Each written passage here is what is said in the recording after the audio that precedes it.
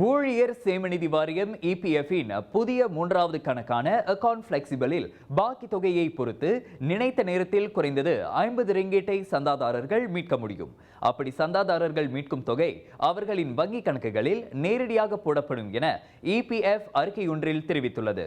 மூன்றாவது கணக்கில் இருந்து 250 ரிங்கிட்டிற்கும் மேல் மீட்க விரும்பும் சந்தாதாரர்கள் முதலில் EKYC வெரிஃபிகேஷன் சரிபார்ப்பு முறையை கடக்க வேண்டும் என்பதும் கட்டாயமாகும்.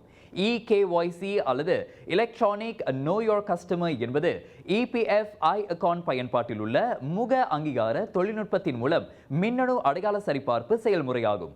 எப்படி இருந்தாலும் 30,000 ரிங்கிட்டிற்கும் மேற்போகாத பணத்தை மீட்பதற்காக சந்தாதாரர்கள் இபிஎஃப் அலுவலகங்களுக்கு படையெடுக்க வேண்டியதில்லை. அவர்களின் முந்தைய பதிவுகள் அடிப்படையில் இணையம் வாயிலாகவே அடையாளத்தை சரிபார்த்து உறுதி செய்து கொள்ள முடியும் என இபிஎஃப் விளக்கியது.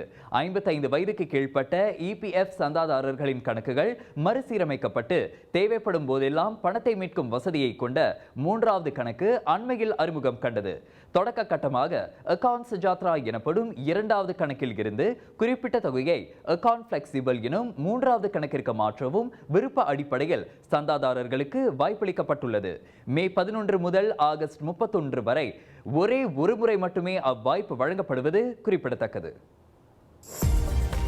இந்தியாவுக்கான 1 மாதம் 1 வருடம் மற்றும் 5 வருடத்திற்கான இ-விசா வேண்டுமா? இதனை எளிதான மற்றும் விரைவான சேவையில் பெற உடனே அணுகுங்கள் ஜீனத் டிராவல் அண்ட் டூர்ஸ்.